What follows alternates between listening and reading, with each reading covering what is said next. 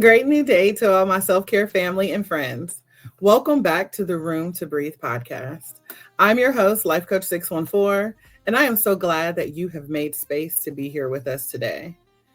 Now, before we get into this episode, do me a quick favor. If you are feeling the vibe, go ahead and tap that screen, like, comment, and share this out with someone who may need a little healing energy today. And if this is your first time here or you haven't already done so, be sure to hit that follow button, subscribe to our channel, so that way you're always here when a new episode drops.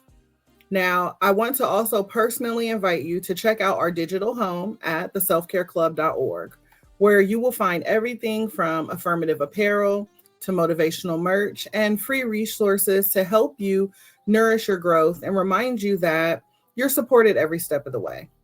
Just know that you don't have to do this alone. We are healing in community, growing one breath, one moment, one day at a time. So give yourself permission to pause, to reflect, and to make space for peace, for growth, and most importantly, for you. Now, if anything in today's episode hits home, be sure to drop a green heart in the chat.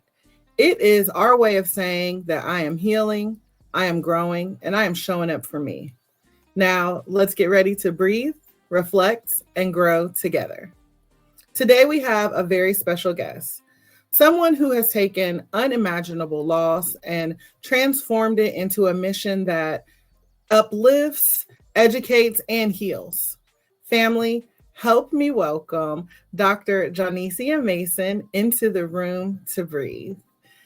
Welcome in, Queen. Hi, Room to Breathe family. Hi, Life Coach 614. Such a pleasure to be here. We are so happy that you are here with us today, sis. And, before we even get into your story, I want to take a moment to just check in with your soul and ask you, how is your spirit doing today? My spirit is doing amazing today. Just like life, we have our ups and our downs, but today is an up day. Today is a good day. I'm so excited to be here to share my story, to share my healing journey, and I'm just in a good mood today. Just in it's sunny today, and so I'm just ready. I'm in a good place today.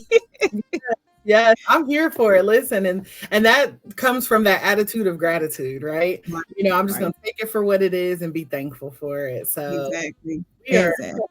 We are so thankful to have you here with us today. Having a conversation with you behind the scenes, your story, and just hearing your walk into your purpose. Was something that blessed me, and I couldn't wait to share that with our community because I think that it'll truly be a blessing to so many other listeners. And I guess with that being said, let's just kind of go all the way back to the beginning, right? Let's start at the beginning. Can you share a little bit about who you are, your family, and the life experience that led you into your mission? Sure. Again, Dr. Johnecia Mason, born and raised in Atlanta, Georgia. I love to call myself an original peach because it's so many people that flew here and did not grow here. I know that's a bad term, but grew here. So I love to say that I am an original peach. I love my AT aliens. I love everything about Georgia and Atlanta. Like I said, been here all my life, went to school here, went to Spelman, graduated in 2004. Big ups to class of 2004. After that, I went on to get my master's in management and leadership, and then went on to get my doctorate in international business right here as well. I am married to the wonderful Reverend Dr. Rodney Mason. He is an associate pastor at Berean Christian Church. I have 3 beautiful boys, one of who is in heaven, and I will share their journey. And then I have 2 other literally bouncing little boys who keep me busy. Rodney the fourth and Roman Mason.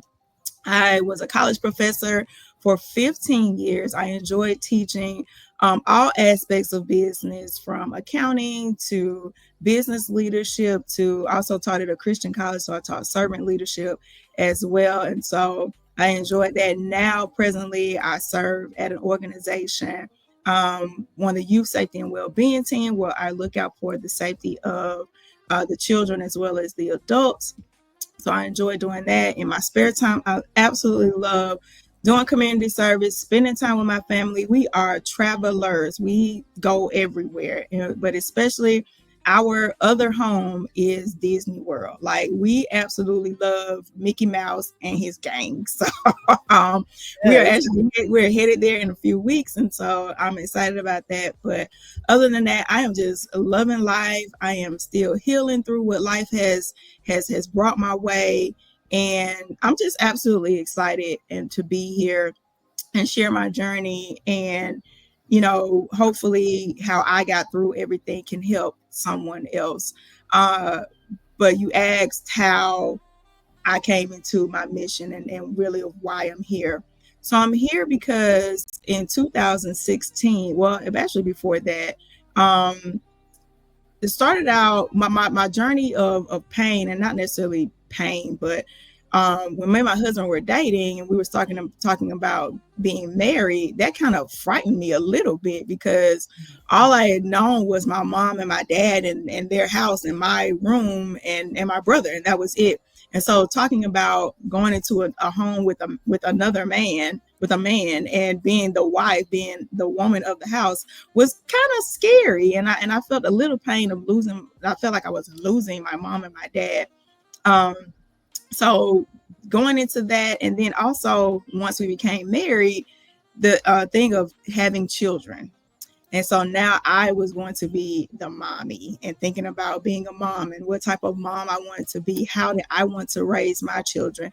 Did I want to do everything the way that my parents did it in raising me and my brother? Were there some things I wanted to change? And so in 2016, my husband and I found out we were expecting a little boy, and his name was Rodney Alice Mason III.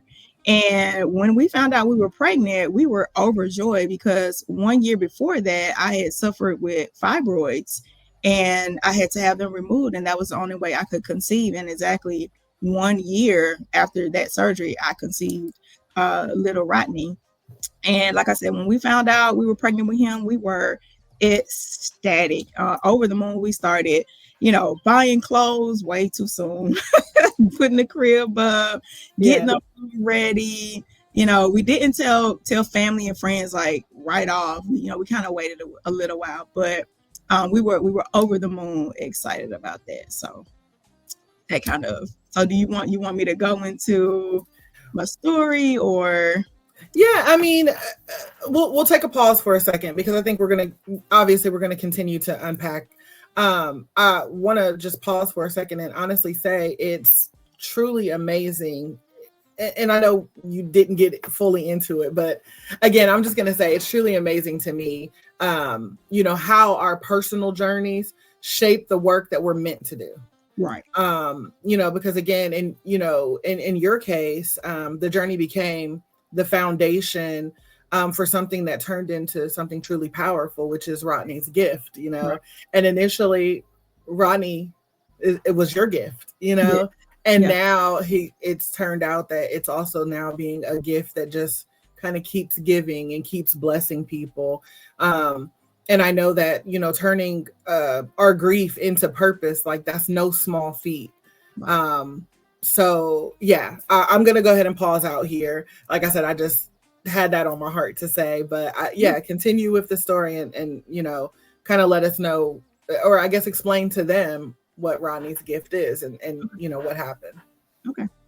So, like I said, in 2016, we found out we were pregnant, and when we went to go confirm the pregnancy, there was no little person there. Although the blood work and everything showed that my hormone level was where it was supposed to be for me to be pregnant, there was not a little person on the monitor. And so that was devastating. So we need to wait about a week to come back. That was the longest week ever. And when we came back, there little Rodney was. There he was. We didn't know it was Rodney at the time, but my husband just knew it was a boy. So we started calling him little Rodney. Yeah. And so their little Rodney was just thriving. And so the doctor said, sometimes babies do this. They, it's a little too early to see them. And sometimes they just pop up when they want to pop up on the screen. So everything was fine. Uh, we went through the pregnancy. Everything was turning out normal. A few months into the pregnancy, he started measuring very small for where he was supposed to be gestationally. He was just small. And sometimes the doctors say sometimes that happens. Sometimes babies just take a little bit longer time to grow, and then you come back in 2 weeks and they are just like where they're supposed to be. But he wasn't doing that. And so we eventually found out that my placenta and the umbilical cord was failing him. So he wasn't getting the nutrients that he needed, and so on and so forth. And ultimately went to one of my doctor's appointments, and right then and there, she sent me to the hospital and said, you have to be on bed rest right now because we have to continuously monitor him because he's too small. We don't know, what's going to happen or whatever. And so by this time, I'm probably about 5 or almost 6 months into the pregnancy. And I was in the hospital for about 2 weeks before he was delivered. He was by cesarean at 26 weeks. And actually, when she put her hand inside my womb, I was completely under at this time. But my OB tells me that when she put her hand into my womb, she said, oh my gosh, he's bigger than what the monitor even showed us. So that right there just lets me know that God is always working. He's always behind the scenes, and he always has his hand in the midst of something, because even though man's machine showed them that he was averaging small by their standards, he was just the right size that he needed to be in order to be here from God having his hand on him. So when she reached in, she said, oh my God, he's bigger than what he was showing on the screen. And that gave them a lot of hope for him being born at such an early gestational time at 26 weeks. And went straight to the NICU. He was breathing fine, everything on his own. And then he took a turn for the worse the next couple of days, and he had to be put on a ventilator. His tests were not coming back. I guess we have like certain gas levels or oxygen levels within our body that have to be regulated, and his just weren't being regulated. And so, unfortunately, 12 days later, after his birth, he passed away, and my husband and I he had a air bubble went into his lungs, and he had been without oxygen for quite a considerable amount of time. And so my husband and I had to make the difficult decision of, do we want just our son and be selfish and just want him here, or do we say we're going to go ahead and let him be with our Heavenly Father and not be selfish? And so we made a decision that no parent should ever have to make, and we had to ultimately let him go on to be with the Lord. And that was the very first time that we held him. We were not able to hold him any time before that. We were only able to hold him that day that he passed. And so me and my husband both felt him when he took his last breath. I felt it tremendously because, again, I'm his mother. It carried him, and so I felt everything that he felt. And so when the air went out of him, the air went out of me as well. And so by losing our son, and also him being born premature, we said we've got to bring awareness to this, particularly in the Black and brown community, because our babies and our moms are just dying at an exponentially rapid rate, which is utterly ridiculous. Most of these birth deaths can be prevented. And so my husband and I said, we need to do something. And so immediately, once I went through, all my pain and everything, we said we're going to do something. We joined up and teamed up with the March of Dimes, and we created a nonprofit called Rodney's Gift. And his name was Rodney, and he was our gift. And so we said we want to let everybody know about premature babies and infant mortality. And so that was going to be our gift as his parents to the world. And so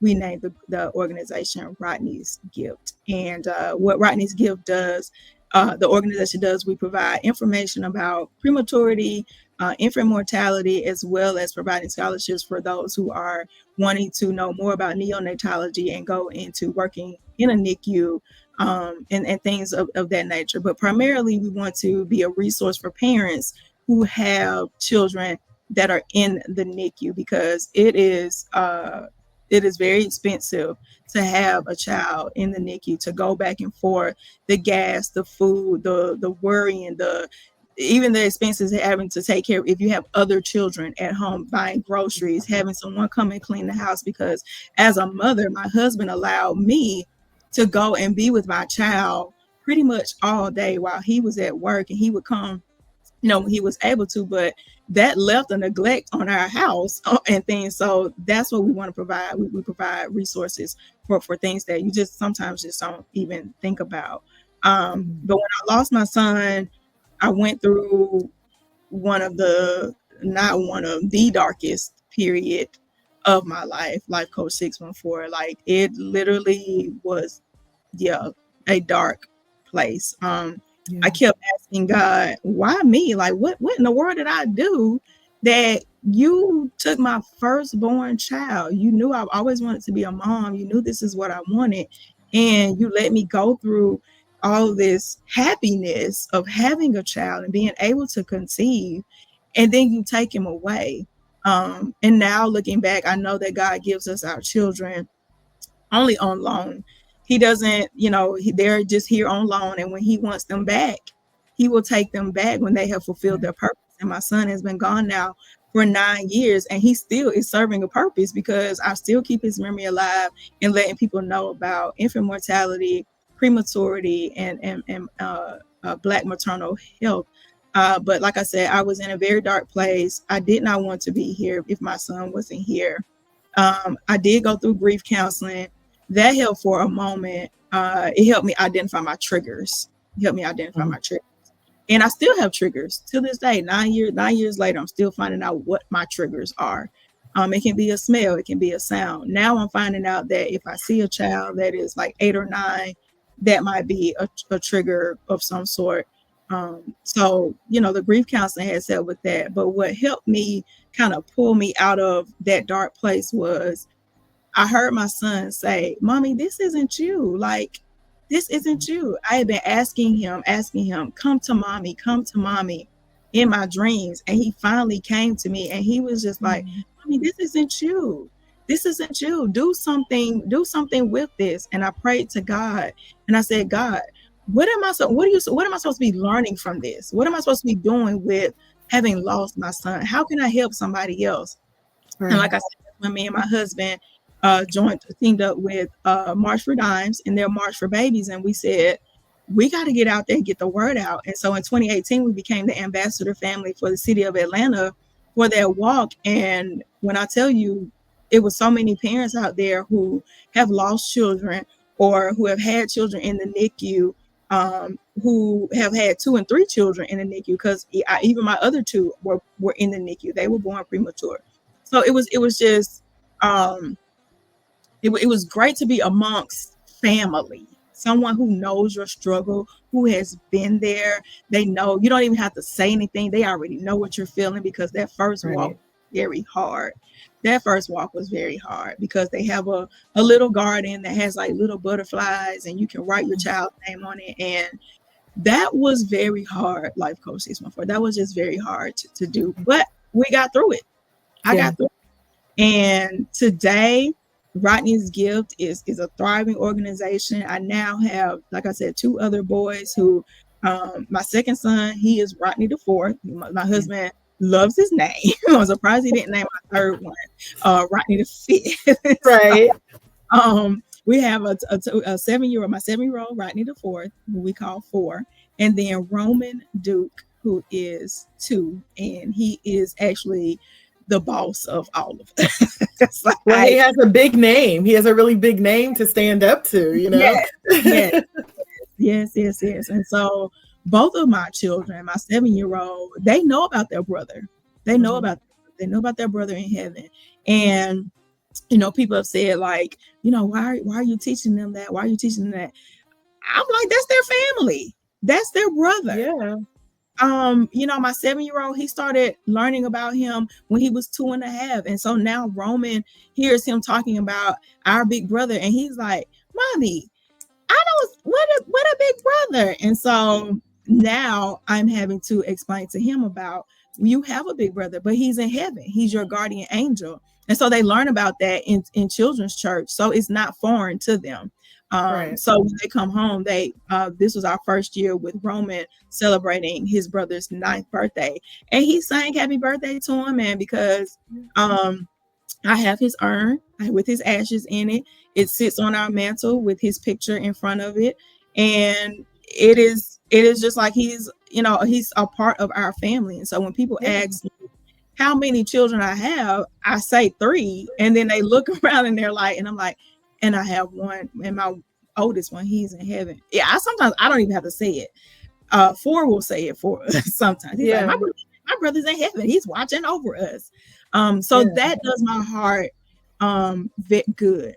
My heart is smiling because not only have I let my children know that they need to, once I'm no longer here, they need to take the baton and run with it about letting people know about prematurity and infant mortality. I've let other people know as well that this is a cause that should be near and dear to everyone's heart. Particularly, like I said, the Black and Brown community, and now we've even reached out to involve more men, because my husband was going through his own pain that I couldn't help him with, because I was dealing with it as a mother, and I couldn't see it as him as a father losing his first son, his namesake. And so now we're including men in the conversation, because my husband had to make the decision when I was pregnant with the first 2 of, do you want us to save her or save the baby? And no husband, no boyfriend, no significant other, no life partner should have to face that question. Right. You should have to just be able to go in and celebrate that a new life is being brought into the world. You should not have to be tasked with, well, which one do I save?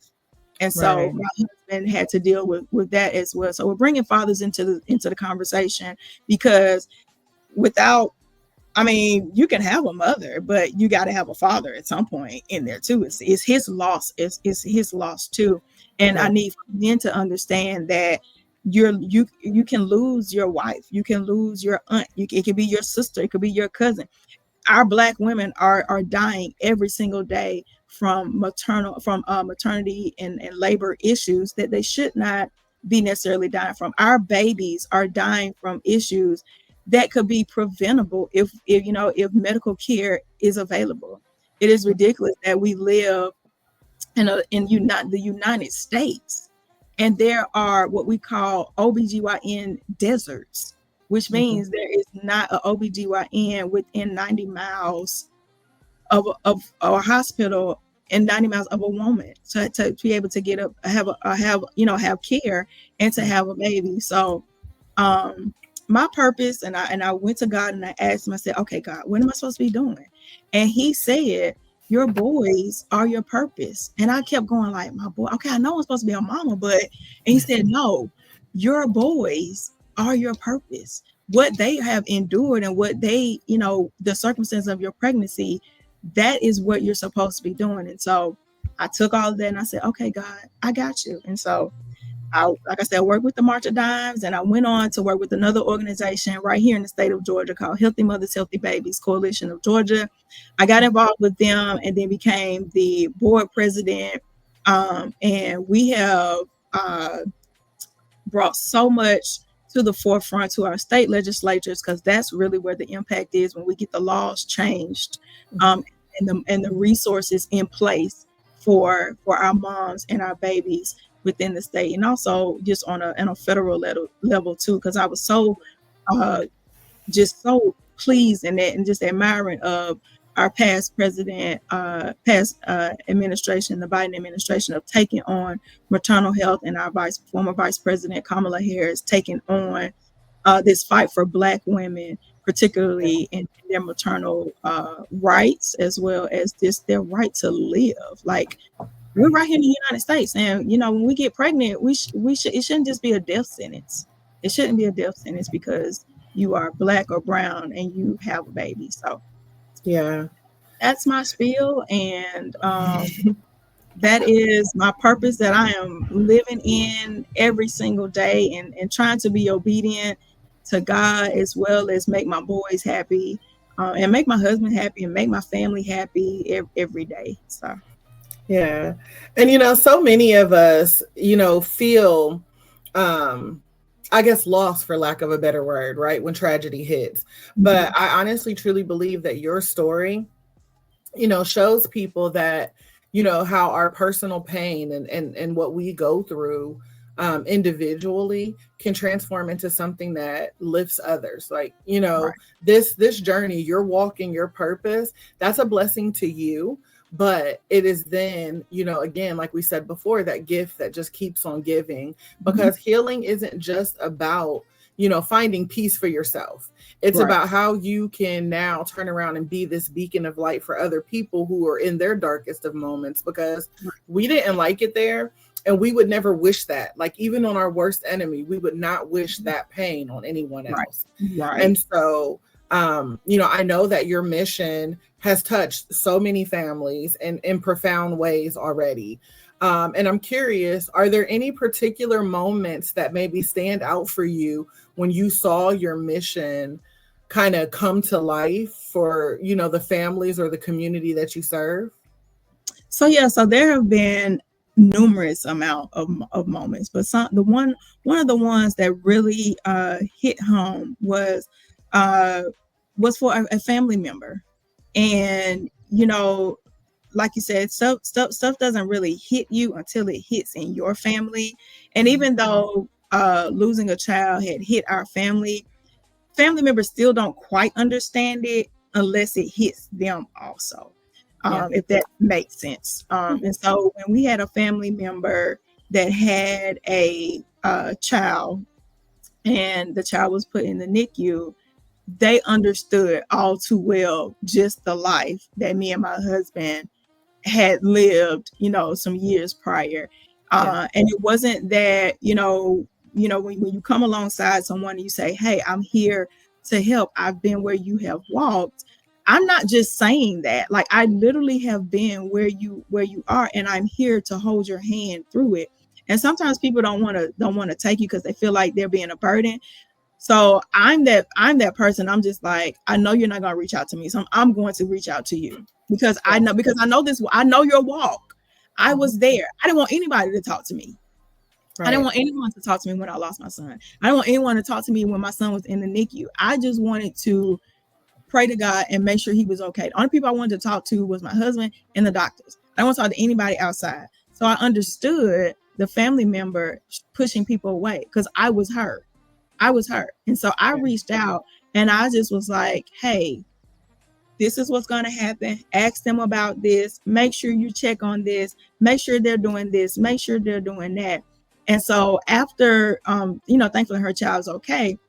But while she was going through that, it was a very dark time because we didn't know. But while she was going through it, she reached, after everything, she came back and she said, oh my gosh, if I had never known your story, because I think what people don't understand is this is such a taboo conversation that even Right. if it happens in your family, you still don't talk about it, because it's like, okay, we've done with that, but we got to move on. We got to be happy. We got to be upbeat. Okay, people lose children every day, and da da da da, and nobody ever talks about it again. And she Right. told me, she said, if you had not have told me your story and all the other women that are going through this, I would have definitely thought I was alone. And so when she let me know that by me speaking up and not being afraid to tell my story, and not being scared any longer, and being okay to cry through, through telling my story, and letting her know that it's your new normal. It Mm-hmm. literally is your new normal, and you have to know how to cope with that. You have to learn to eventually accept it, because you're still here. Your child may be in heaven, but you're still here, and you can still fight on their behalf. And so that probably was one of my proudest moments, was when a family member said, I'm so glad you didn't make this a family secret, and Right. you actually spoke up and you aired the dirty laundry in the family to the world. Absolutely.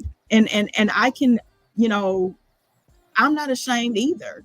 I now feel like I have somebody that I can talk to, Right.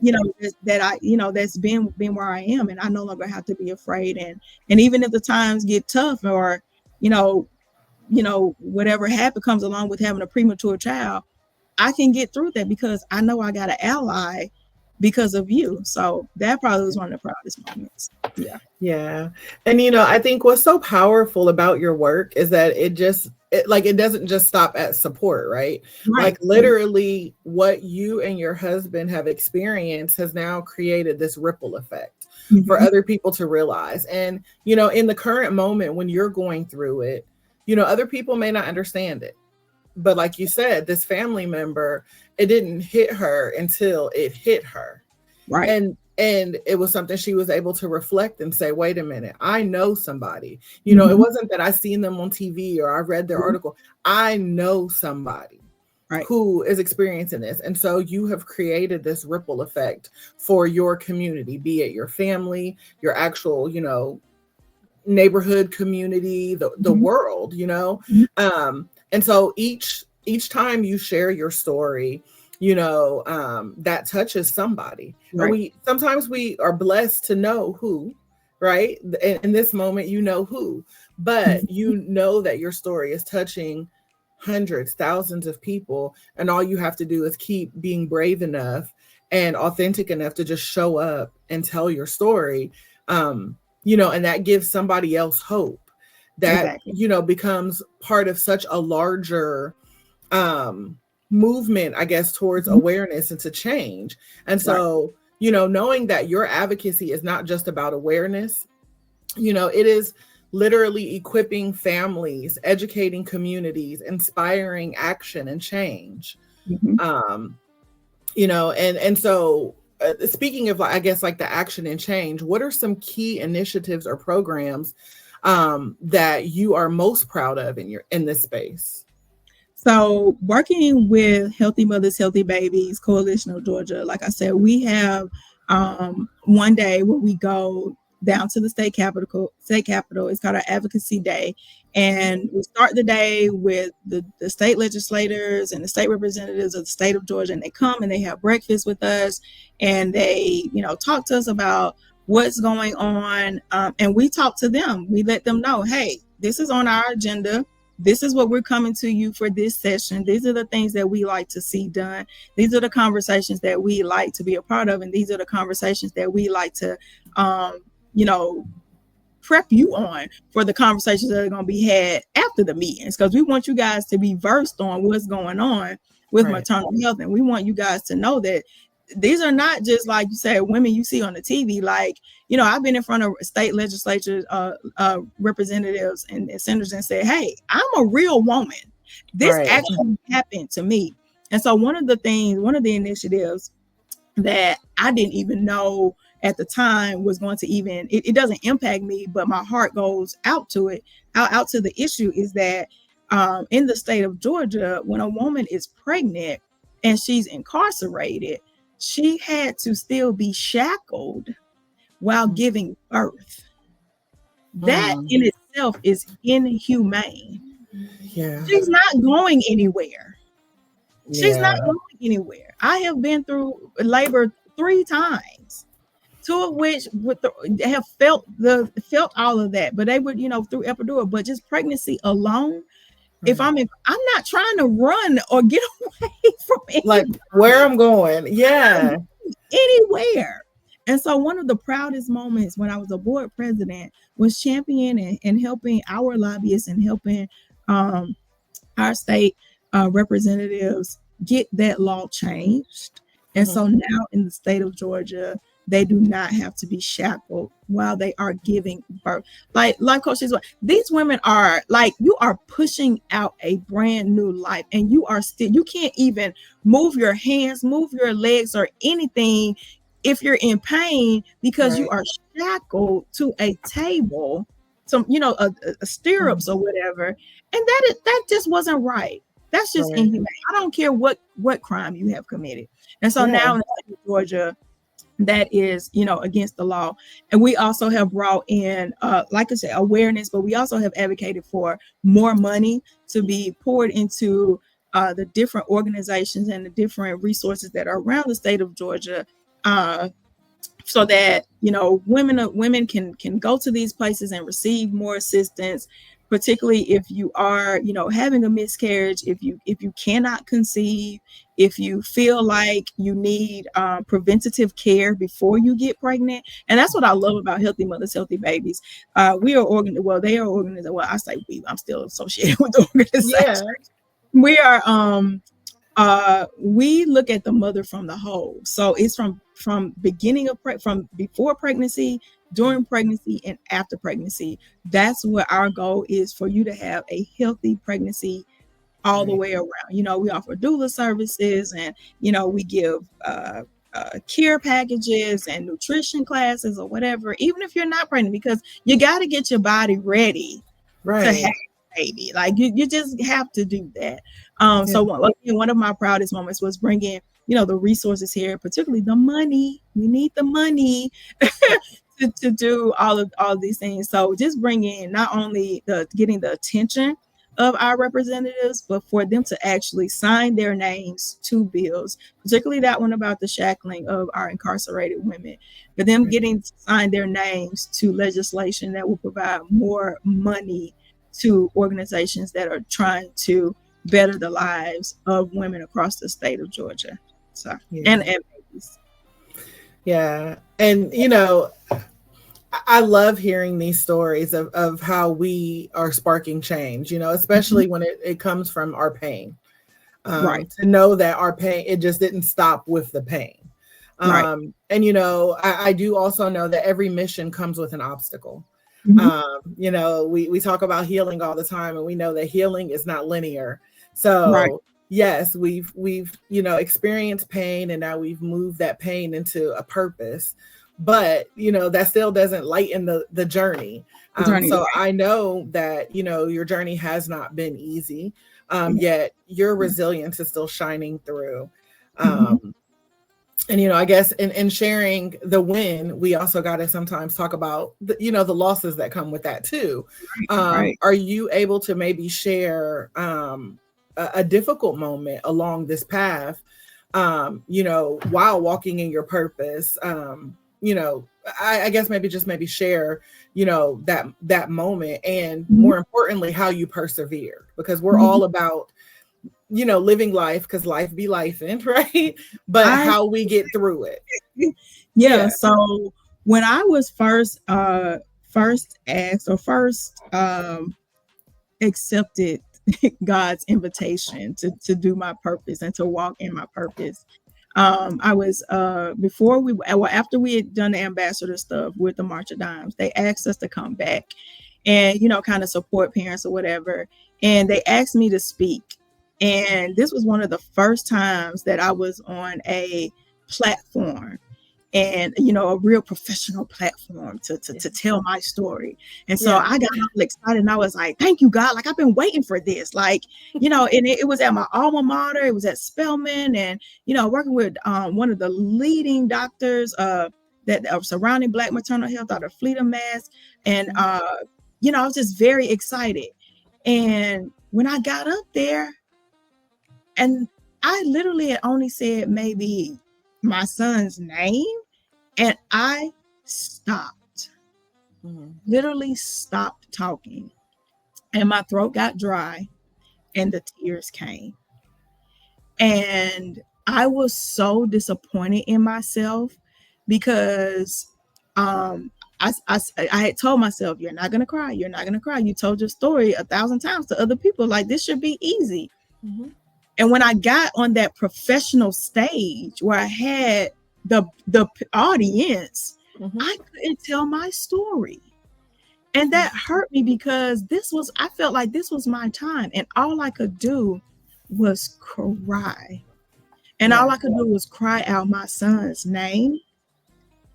And after that, I got myself together, and I was able to, muster through and tell my story. But after that, it was so many women And so many people in the audience who came up to me and they said, you didn't have to say another word after your tears, because we could feel your pain and what you had been through just by you crying, and you were calling out your son's name. Yeah. And so, and it still took, I still was taken aback, because I just was like, well, how is it that my tears? And they said, you were a real mama. Right. We could feel that real mama love and pain of a mama who had lost their child, who was still grieving the loss of their child. And I told my best friend, she was there, and she said she was about to come up, and she said something told her, no, let her have this moment. Yeah. Let people see this moment. And so she said, you yourself probably needed to be in that moment because you had never been in that moment. And so that was a real raw moment for you to have with your emotions, and for people to see that this is real. This ain't no joke about losing your child and just moving on the next day. Like, this is, I mean, at that time, my son had been, and life coach, forgive me, I still can't say like DEAD, like I can't say those words, like it just does something to me. But my son had been gone for 2 years at this point. Right.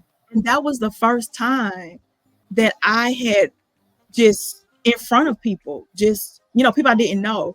And she said, you needed that. She said that probably was some of your grief counseling that you needed. And people, at the time, people needed to see that rawness.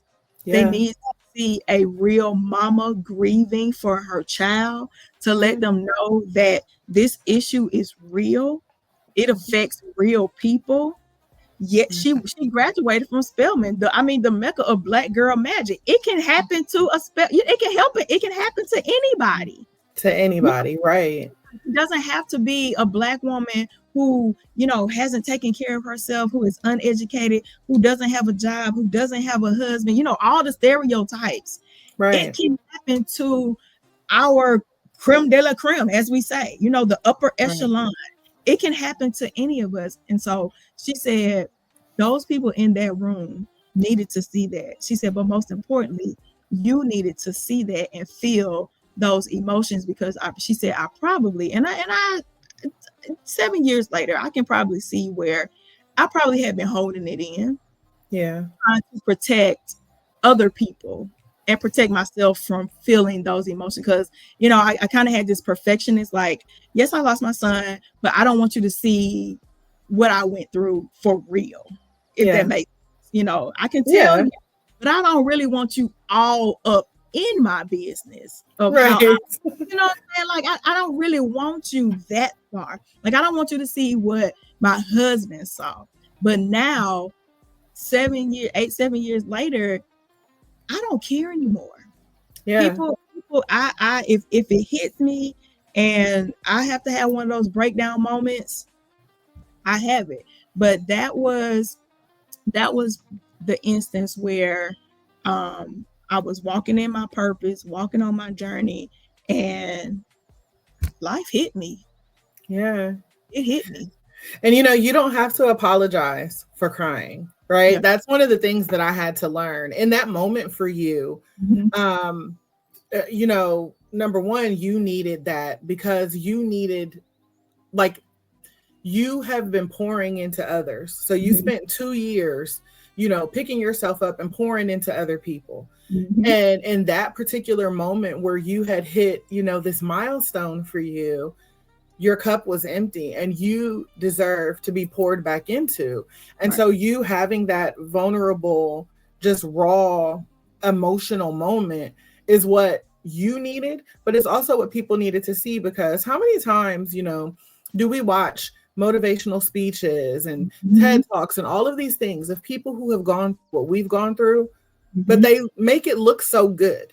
So then we feel like we're not doing it right because we're not living up to the standards that they have. And so seeing you at that, as we say, kind of rock bottom moment, live and in person, that lets people know, you know what, this is real, this is unscripted. And 2 years later, I'm still feeling this. So for someone else who's 10 years after, 10 days after, they can see that it is okay, and you literally healed out loud. You healed in front of them. And I think that had you got up there and did your proud Black girl magic speech, honey, it still would have blessed some people. You know what I mean? But I think that you just, again, being so authentic, and it wasn't like it was a choice for you, because you probably would have chose not to cry, and I can only imagine it was probably, we call the ugly cry, right? It was the ugly cry. It was. But your ability to, I guess, persevere shows, the importance of us having like that balance, and more importantly, being obedient to what God is calling us to do, because sometimes what we get called to do, what God puts on us, hurts. Like, and it's not his intent to hurt us, but it's going to take us through some things to get us back into alignment. So, and it ain't always pretty. No, it's not always pretty when you are trying to be obedient to God. You're looking at him like, it's kind of dirty to do this, sir. Right. You it's ghetto over there where you're trying to send me to. Okay. Exactly. And it's not always, it is not. It's not a pretty walk when you are walking in your purpose and going on a journey and trying to be obedient to what he wants you to do.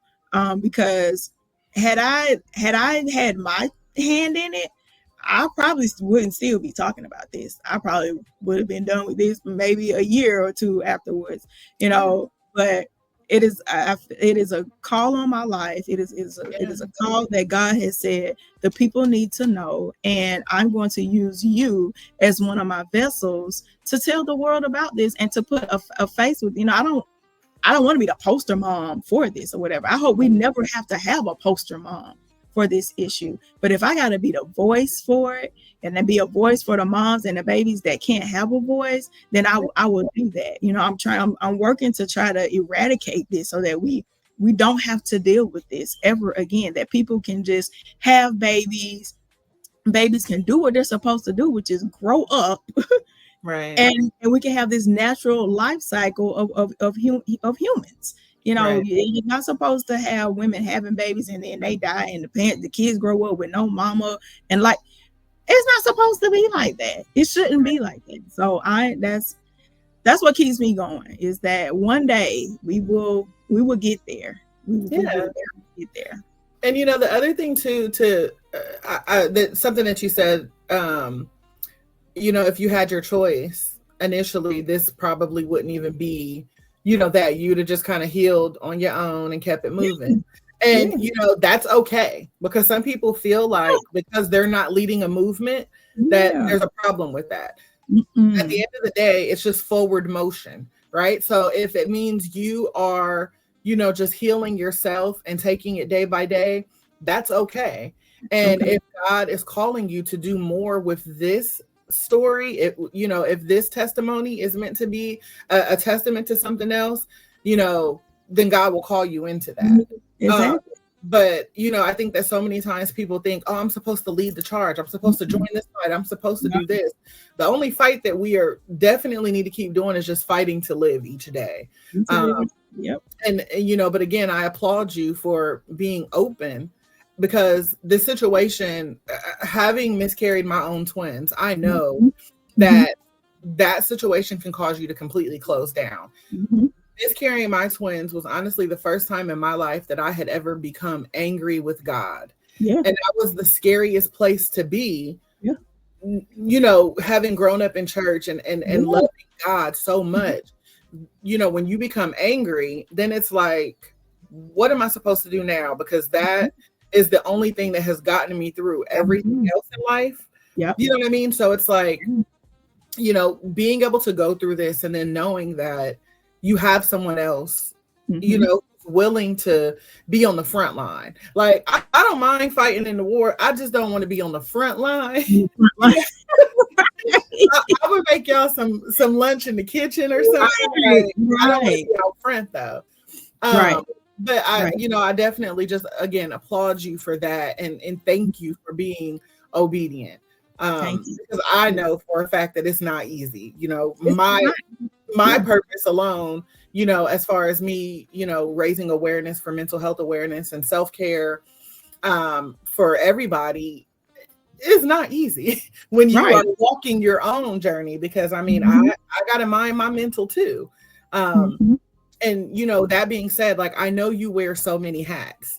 Let's talk about it. You're an author, you have a nonprofit foundation, an educator, a wife, a first lady, right? A mother, right? Like, how, because I'm all about self-care. So I'm like, girl, how do you do it, right? Like, how do you maintain balance with, you being Johnecia, right? And then this doctor, this author, like all of these other things. How do you maintain balance while staying true to your purpose and continuing to be obedient? Right. It has been a struggle. First thing, I'm not a first lady. I'm a minister's wife. I'm a pastor's wife. I don't like to take that title away from my first lady at Berean. Gotcha. So I am not a first lady. I'm a pastor's wife. So okay. I literally have been having this battle with myself of Johnecia and her roles. And I have been struggling for years trying to get back to Johnecia. And the way that I have figured out how to do that is there's no perfect way. So, if you're trying to figure that out, you can use my thing as a guide, but it is not the perfect way. I literally just had to make up my mind that if I don't do something, I'm going to be in the crazy house. And I didn't want to be out of my mind. Right. And so I had to step up and make a conscious decision and say, I am putting Johnecia first. Yes, I have all the titles. I'm a wife, I'm a mother, I'm an author, I'm an educator, I'm a daughter, I'm a sister, I'm a pastor's wife, I'm a friend, I'm all of that. And all of that is good and dandy. However, when I came into this world and my parents named me Johnecia, I was none of that. Yeah. I was none of that. I was literally just Johnecia, who God had already spoke what my life was going to be and already made me who I was going to be. And so I'm trying to get back to who God said I was going to be before he even formed me in my mother's womb. And when I came out, I'm trying to get back to her. And so I literally had to go back to where it all began. I was by myself. I was first when I came into this world. Yeah. And so I had to go back to that. I had to say, I'm going to be first. I'm going to think about myself. And I'm not saying that to be selfish, but sometimes you got to kind of be a little selfish to get your peace and your mental together so that you can be all that you can be to everybody else and to make all these other roles work. So don't think I'm a selfish person, because I'm not. But in this moment, I was being selfish. I said, I'm putting myself first. Everybody else doing what they want to do. Why I can't do it? God, why can't I do it? And he expressed it with me. I didn't tell you couldn't do it. That's you. That was you. I want you to do yourself. You don't want adding all these other things in there. So I got back to me. I got back to making myself first. And just started bringing the other stuff in slowly. But still being Johnecia first. And so that's how I maintain my sanity. Is I have my moments and I have my pockets where I say, I'm going to do this for Johnecia. Whether it is going to Walmart without my two little, I call them my little gremlins, without my two little gremlins. Right. It is sitting in the house because I work from home, sitting in the house and just playing my worship music for, about 10, 15 minutes, outside of doing my job. That is what I'm going to do that for myself. Whether it is sitting in the car and just taking a few moments before I go pick up my son from daycare or from school, that is what I do. So I have my pockets where I have my me time. I have my time. I have stuff that I prioritize. I love to do arts and crafts. Like I'm a DIY girl. So I love to do all of that stuff. And that's when I get in my zone and I just tune the rest of the world out and I just create something. And that's when I'm putting myself first. And another crazy thing, you're probably gonna be like, "Nah, chick, you really are crazy." I'm that foolish person, really that crazy chick who can do the laundry in one day. I can put the laundry in, put it in the dryer, and fold it and put everybody's stuff up in one day. That is therapy to me. Yeah. That is me putting myself first. Now, y'all really gonna be like, "Oh Lord, I did not know my friend was cuckoo for real." But that is my therapy. That's when I get in my zone and that's me time. That is me time. Literally, if that's what I do, if you're struggling to get back to who you are, you gotta go back to where God had you, which was He brought you into this world by yourself. Even if you're a twin, one of y'all had to come out first by yourself. Yeah. So you got to do that. You have to put yourself first and make a conscious decision to put yourself first and not have guilt that you're putting yourself first. Because for a while there, I had mommy guilt and all this other guilt. It's no shame in putting yourself first, because that's why on the airplane they say put your mask on first. You better tell them, girl. And somebody else. Absolutely. Because if you save yourself, you can't save anybody else. Right.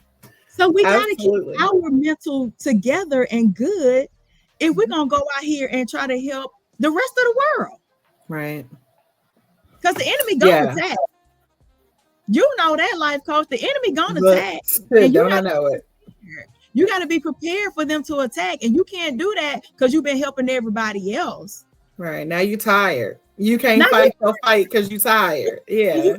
You're ill prepared. You got to stay ready to be ready. Yeah, because if you're not, that's honestly when he attacks. He sits back, like the devil will sit back and watch you run yourself ragged. Yes. He will encourage you to do so. And that's why society, is set up the way that it is. We live in a society that is created to drain us. Yes. To get us caught in like that hamster wheel sort of mentality that we always have to be moving. And, society makes us think that if we pause, if we have to take a nap, if we have to take a pause, that there's something wrong with us. You're a bad mom because you need a nap. You're this if you do that. You know what I mean? And so society wants us to think that because society thrives off of us being burnt out. That's how they get us hooked on the medications and, needing all of these things. It's how they keep us in the cycle of, I guess, maybe like spending and absorbing all of the toxic things that it wants to put on us. So we have to normalize, prioritizing our self-care, focusing on us and understanding that there is nothing selfish about it. I think the greatest thing that we could learn how to do is to recognize our capacity, because each of us have the capacity to carry so much. Right. And honestly, if I'm a person who wants to give, once I recognize my capacity to carry what I have, then I can tell you how much of what you have that I can also carry. Right. It's like the song Lean on Me, when it says, we all go through things. And if you have something that you need to carry, like I'll help you carry it. If I have something that you need, I'll let you borrow it. We have to get back into that mindset in spite of what society, tries to get us to believe. Right. And like I said, that's that kind of getting back into alignment.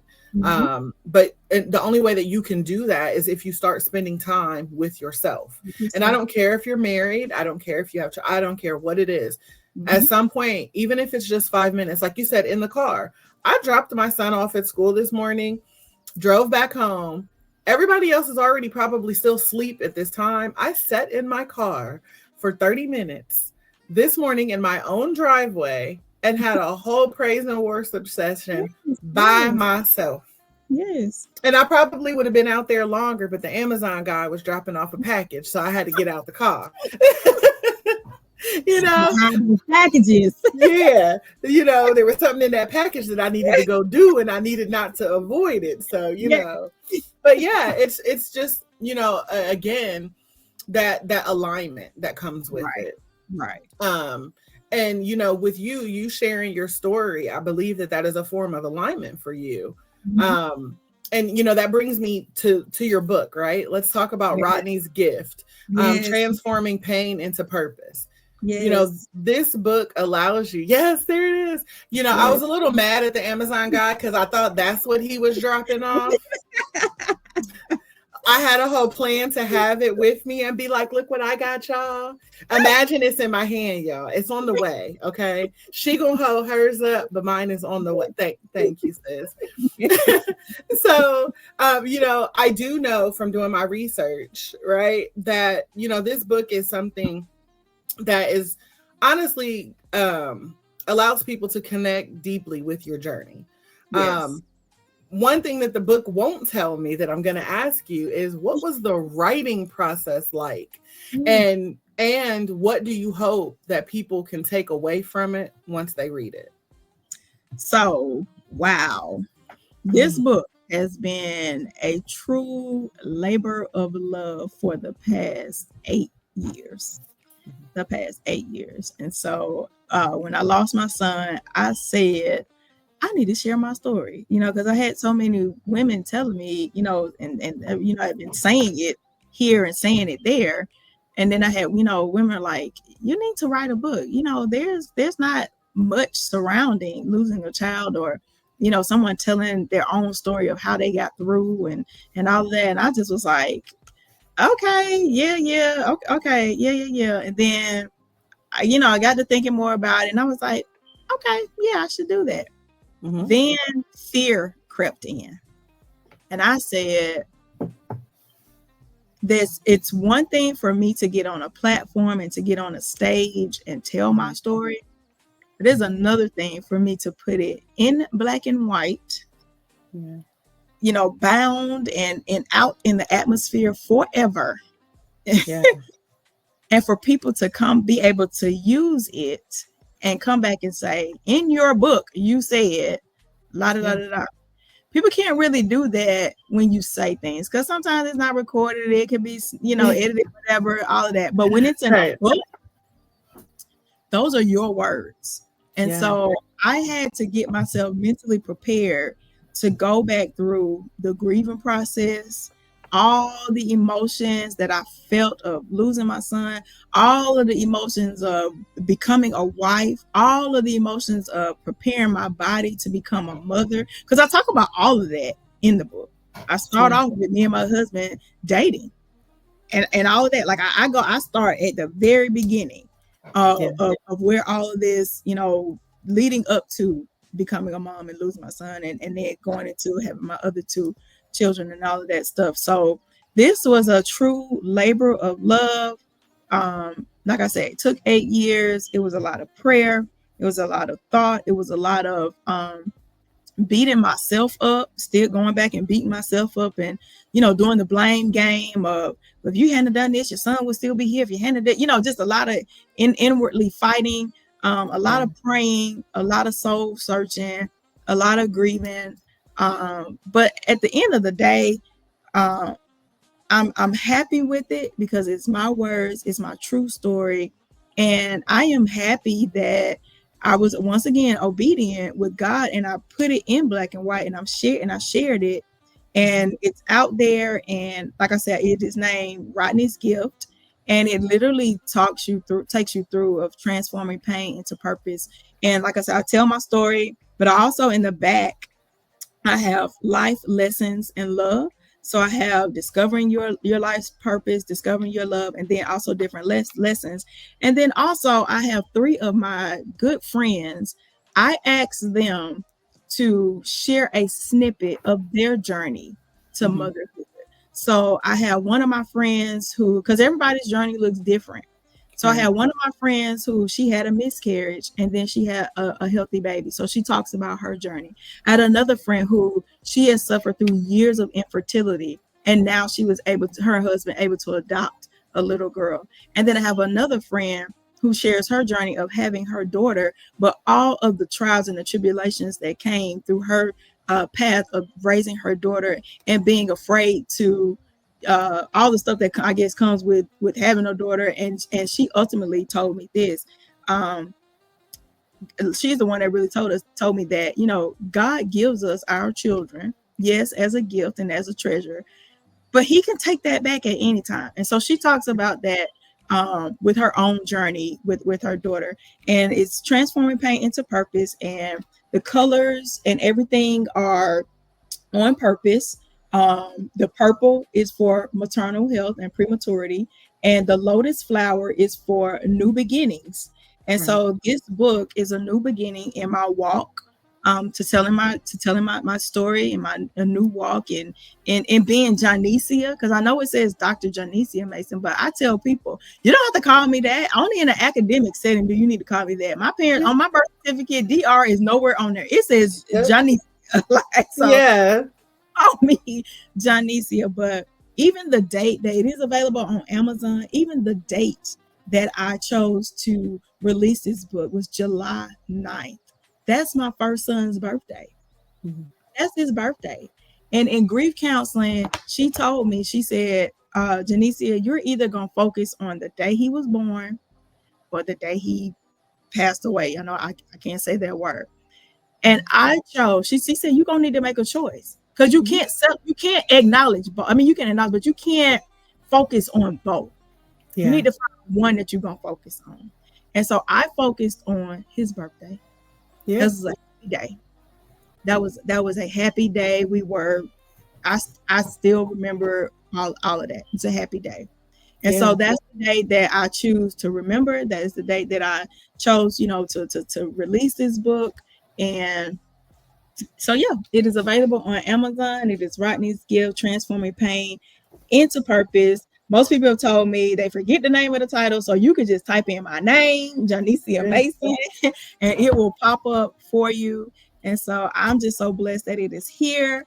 I have a journal to go along with this that is in the works, because so many people have told me I'm writing in the margins of my book, and I'm like, well, let me get a journal like that, so that because I have different scriptures in here that I use to help get me through, help me get through. And so here's some of the scriptures or whatever. So Yeah.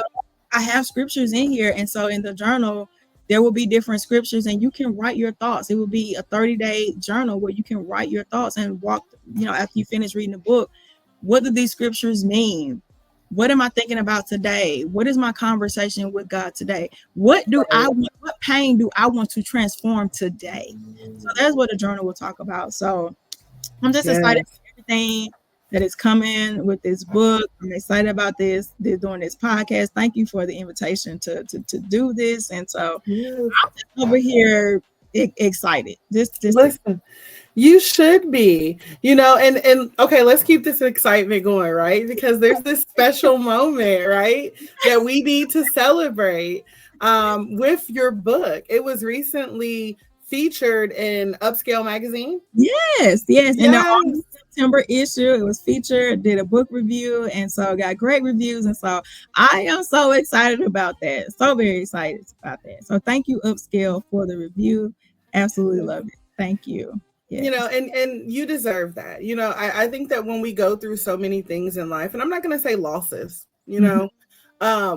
because there's so many lessons in life Right. that Right. we go through.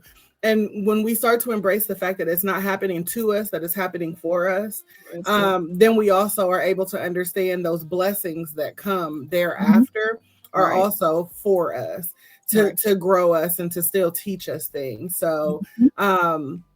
I think that this article is just, maybe I guess such like a testament to, or a beautiful acknowledgement, I'll say, Mm-hmm. of how your story and the work that you're doing is, on target, that you are on purpose. And, it's just that, I guess one of those things that let us know I'm on the right track. Right. You know what I mean? Like, because Mm-hmm. we always get in our own way, like imposter syndrome Mm-hmm. is a whole thing, y'all. And, like you said, sometimes we look really good on the outside. We seem very put together, very demure, very cutesy, right? But it is a hot mess over here sometimes. And so when you get that feedback, like I know for me with the music, Mm-hmm. I go through things back and forth with the Room to Breathe music, especially because I chose to use AI technology to sing the songs. I prayed on it, and I'm like, God, I'm not a singer. What you got me out here doing?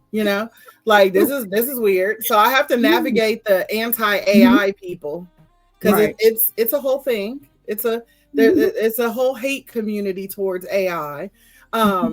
But then when I open my emails and I read the comments on YouTube, and people are like, thank you for your words, it's that confirmation and that reminder that, not everybody's going to understand our purpose, and that's okay, because what my purpose is may not be your purpose. And you talk about your music. That is how I found you, by your music, your song "Walking in My Purpose." Oh my gosh, that song has just absolutely blessed my life. Absolutely blessed my life. But yeah, it was not I tell people all the time, when God was talking to me about what I'm supposed to be doing, it wasn't a conference call. He didn't invite it. It was not a Zoom and all of that stuff. It was not all things. It literally was just me and God texting together.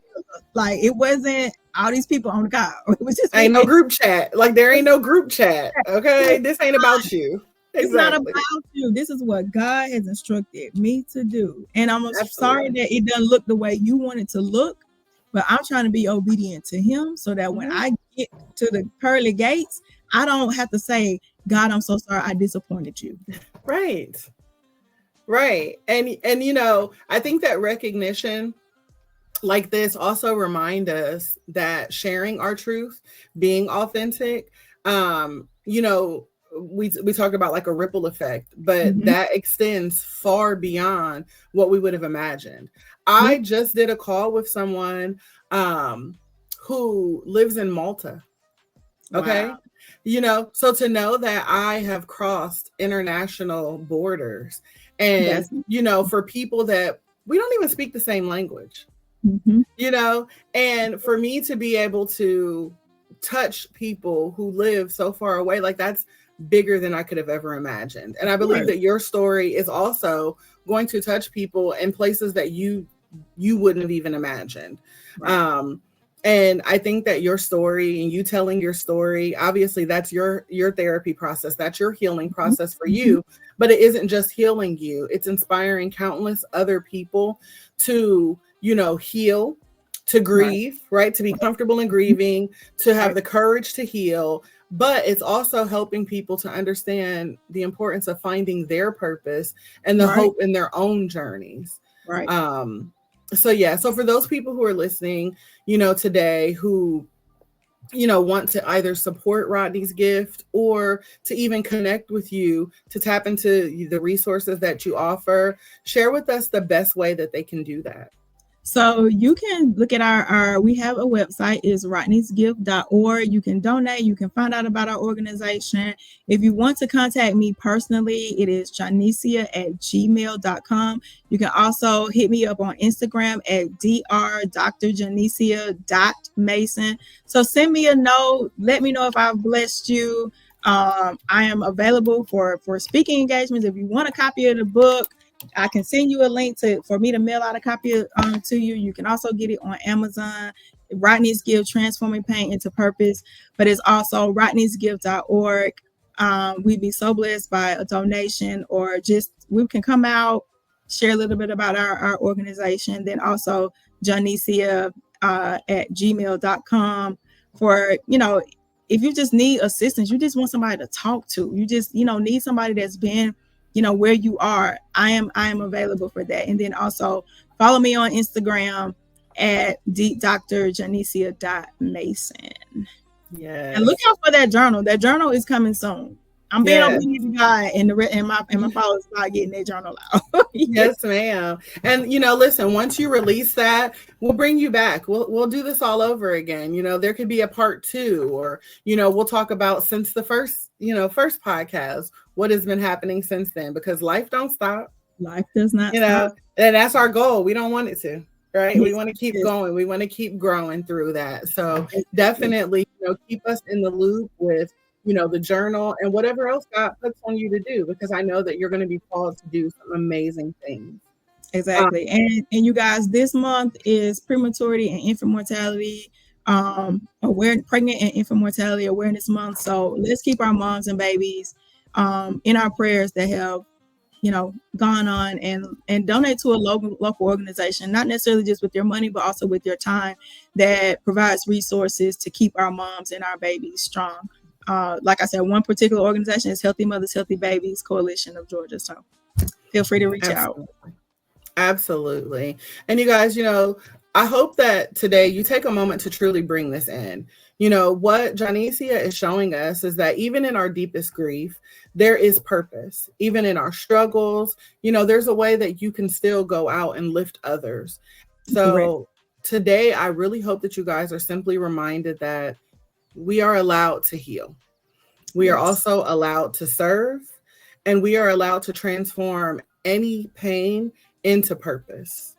Again, Johnecia, I thank you so much for showing up, for sharing your story so vulnerably. I don't care how many times you tell your story or how long it's been, we never know what emotions are going to come up.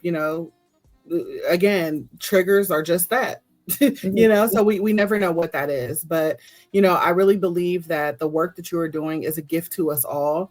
And I just know that this is going to inspire so many people to step into their own healing journey, whatever that looks like for them. If it's, acknowledging their grief, if it's starting their healing, if it's, now turning their pain into purpose and beginning their own missions or their own walks, whatever it is. It is going to inspire. Yes. And for everyone listening today, please, please, please remember to check out Rodney's gift. Connect with Johnecia's work, support the mission. Hopefully your Amazon driver is a little fast, but it's in the works, right? And I tell myself, not thy will, it's the will of God. So he didn't want me to have it right now. He wants it to come later so I can spend some time with it privately. And I'm okay with that. Yeah. But yeah, let's keep cultivating safe spaces. Yeah. The more we talk about these things, you guys, the more that we can heal. We cannot heal from things that we keep pretending that we don't feel. So we have to keep having these conversations. So again, Queen, thank you so much for being here with us today. Before we part ways, everyone, I do want to leave you guys with just a little love and light. As always, I am here to encourage you to keep breathing through the highs, through the lows, and for every single moment in between. I want you to keep choosing peace, even when it feels just a little out of reach. And I want you to know that here at the Self-Care Club, you will always be seen. You will always be supported. You will always be loved. Okay? I don't want you to be afraid to take up space, to speak your truth, and most importantly, to make a little room for you to breathe. I love each and every one of you to life. And I pray that your day is not just amazing, but aligned, intentional, and yes, on purpose, filled with purpose. This has been a Room to Breathe podcast, and I cannot wait to connect with you all again soon. Thank you.